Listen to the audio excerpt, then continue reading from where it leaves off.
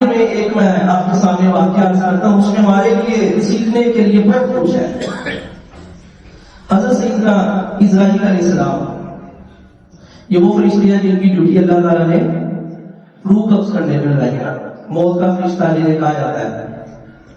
یہ بھی میں عرض کر دوں کہ اسرائیل علیہ السلام اللہ کے مقرر فرشتے ہیں، 4 مشہور فرشتوں میں سے آپ کا نمبر آتا ہے، اور کئی لوگ ہیں وہ ان پر بھی جوتے بازی کر رہے ہوتے ہیں، اس پہ فنی کلپ بن رہے ہوتے ہیں۔ آپ میری بات سے اتفاق کر رہے ہیں یا نہیں کر رہے؟ اس پر فنی کلپ بن رہے ہیں۔ اللہ کے فرشتوں کی جو ہے بے حرمتی کی جا رہی ہے، تو یاد رکھیں اگر کسی نے اس طرح کی بھیل بھی کی کہ کسی بھی جملے میں اللہ کے کسی فرشتے کی بے حرمتی ہے، اس طرح کی چیز آئی، تو وہ بندہ اسلام سے خارج ہو جاتا ہے۔ ایسا بندہ اسٹیٹس لگانے والا بھی غور کرے، اسٹیٹس دیکھنے والا بھی غور کرے، ٹک ٹاک بنانے والا بھی غور کرے، یہ سارے بندے اس کے اندر شریک ہیں۔ اللہ تعالیٰ کے فرشتے معصوم ہیں، ان کا ذکر قرآن میں آیا، ان پر ایمان لانا ہمارے ایمان کا حصہ ہے۔ تو اسرائیل علیہ السلام کی بات کر رہا ہوں۔ اب ایک مرتبہ نا بیٹھے بیٹھے رونے لگ گئے، پھر تھوڑی دیر بعد ہنسنے لگ گئے، یا روایت میں آتا ہے پہلے ہنسنے لگ گئے، پھر تھوڑی دیر بعد رونے لگ گئے۔ اللہ تعالیٰ نے سب پوچھا اسرائیل علیہ السلام سے کہ آپ کے رونے کی وجہ کیا ہے اور ہنسنے کی وجہ کیا ہے؟ تو انہوں نے عرض کیا ہماری رونے کی وجہ یہ ہے کہ ایک مرتبہ تو نے مجھے ایک عورت کی جان نکالنے کا حکم دیا، ایک عورت کی روح قبض کرنے کا حکم دیا، میں اس کی روح قبض کرنے گیا تو دیکھا وہ تو ریگستان میں کھلے بیابان میں 7 سال کا چھوٹا بچہ دودھ پیتا۔ تم نے کہا کہ اس کی کیا کرنی ہے؟ بولیے، جان نکال، روح نکال۔ تو کہنے لگے میں وہاں گیا تو دیکھا ریگستان ہے، آس پاس نہ بندہ نہ بندے کے ساتھ کوئی مسئلہ ہی نہیں، کوئی چکر ہی نہیں، اور اس کا دودھ پیتا بچہ اس کے ہاتھ میں ہے، اور تیرا پتا کی صورت کی جان نکالنی ہے۔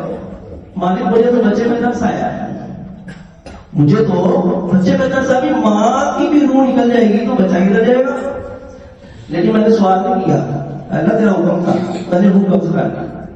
آج مجھے اسی بچے کی یاد آئی ہے تو میں رونے لگ گیا۔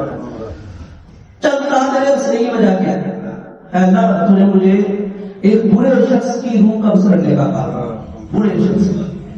میں کیا اس کی روح قبض کرنے، اس کی عمر بہت زیادہ ہے، کمر جو ہے اس کی بڑھاپے سے چھٹ گئی ہے، ہاتھ میں اس کے لاٹھی ہے، اور وہ ایک موچی سے اپنا جوتا ٹھیک کروانے لگا ہے۔ اور کیا کہتا موچی کو کہ اس کا سول ذرا ہیوی والا لگانا، اس کا جو تلا ہے وہ ذرا اچھا والا لگانا، سال گزر جائے۔ کتنا گزر جائے؟ سال گزر جائے۔ اسرائیل کہتے ہیں کہ میں مسکرا، کیا بھئی یہ تو سال کی امید لگائے بیٹھا ہے، میں تو اس کی روح نکالنے آیا ہوں، لہذا مجھے اس بڑے کی یاد آئی تو میں مسکرا پڑا۔ اللہ تعالیٰ نے فرمایا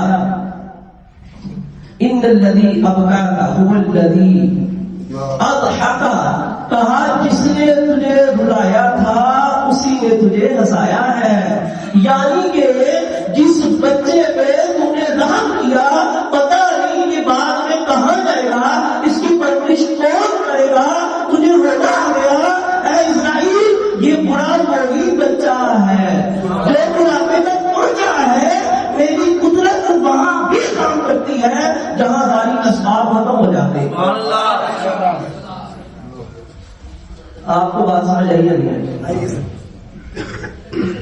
اگر یہ بھی بات اگر سمجھ نہیں نہ آئی، اشارے سے بات کروں گا، اپنی بات ختم کروں گا۔ حضرت ابراہیم علیہ السلام کو اللہ تعالیٰ نے کیا حکم دیا تھا؟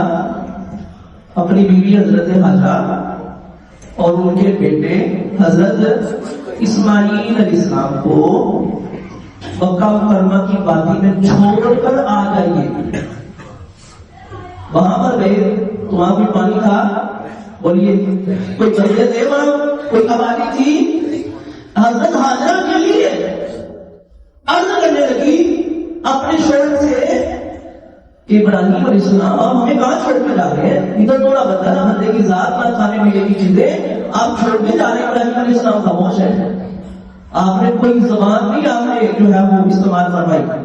پھر جب حضرت حاجرہ نے کہا نا اے ابراہیم بس اتنا بتا دیجیے یہ خود سے چھوڑ کے جا رہی ہے اللہ کا آرڈر ہے. تو کیا بات ہے ابراہیم کے ساتھ؟ اللہ کا حکم ہے. کہا اللہ کا حکم ہے پھر آپ سکون سے جائیے. ہم ادھر رہیں گے. اگر اللہ کا حکم ہے تو وہ اللہ ہمیں رزق بھی عطا فرمائے گا. تو میں وہ برے شخص کی بات دوبارہ کر رہا ہوں کہ جس کی کمر جھکی ہے, ہاتھ میں لاٹھی ہے, ابھی بھی وہ کتنی امید لگا کے بیٹھا ہے سال کی. میرا جوتا اتنا پکا سی ہو 1 سال کا بھی ہے. اسی ملائکہ بنایا نے 20 سال دیا. اسی بیٹیاں پائیاں نے 5 سال دیا. اسی نے دادا خریدیاں نے 10 سال کی کس طرح دے ہوتے. بڑی حیرت ہے. ویسے بھی میں بھی نہ بولوں گی, میں کوئی دودھ کا دلہا نہیں. یہ ہم اپنے آپ میں بول کریں. ہمارے نبی صلی اللہ علیہ وسلم یہ فرمایا کرتے تھے میں نے نوالا پہ ڈالا نہ پتہ نہیں نیچے بھی گئے یا نہیں. سرکار کا فرمان ہے. نبی اکرم صلی اللہ علیہ وسلم نے آپ کو وضو کی حاجت پڑی نا, آپ کو صرف تیمم کر مٹی سے صحابہ نے کہا یا رسول اللہ صلی اللہ علیہ وسلم پانی بالکل پاس ہے.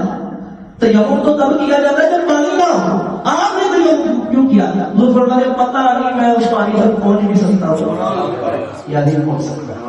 یہ جو لمبی امیدیں نا انسان کا بیڑا گرک کرتا ہے. ہم مسلمان ہیں, توکل علی اللہ یہ ہمارا درس ہے. اسی پر سارے مسلمانوں نے اگر پوری دنیا پہ حکومت کی ہے تو اسی ایک صفت کی وجہ سے وَمَن يَتَوَكَّلْ عَلَى اللَّهِ فَهُوَ حَسْبُهُ. جو اللہ پہ بھروسہ کرتا ہے اللہ اسے کافی ہے. اور فرمایا وَمَن يَرْزُقْهُ مِنْ حَيْثُ لَا يَحْتَسِبُ. تمہارا رب تمہیں وہاں سے رزق عطا فرمائے گا جہاں تیرا گمان بھی نہیں ہوگا. اپنا توکل مضبوط کرے, اللہ کے بارے میں اپنا ایمان مضبوط کرے, اللہ کے نبی کی باتوں پر کندھے ہو کر یقین کرے. پھر میری گارنٹی آپ کے سامنے ہے, آپ کو کبھی بھی زندگی میں ناکامی کا سامنا کرنا نہیں پڑے گا. اللہ کے نبی صلی اللہ علیہ وسلم نے تو یہاں فرمایا اگر اپنی زندگی سے نکال دو کوئی نقصان ہو جاتا ہے نا, زندگی ہے نقصان ہو جاتا ہے. بندہ کہتا اگر یار میں یہ وعدہ کرتا تو مجھے نقصان نہ ہوگا, اگر میں یہ کر لیتا تو نقصان سے بچ جاتا. اللہ کے نبی فرماتے ہیں کہ اگر مگر کی گنتی چھوڑ دو, جو لکھ دیا ہے تمہاری قسمت میں وہ ہو کے رہے گا. تمہارا کام ہے اللہ کی رضا پر راضی رہنا ہے. جس کو یہ نعمت مل جاتی ہے وہ دنیا کا بادشاہ بن جاتا ہے. اللہ تعالیٰ کی مقدس بارگاہ میں دعا ہے کہ سننا عمل کرنے کی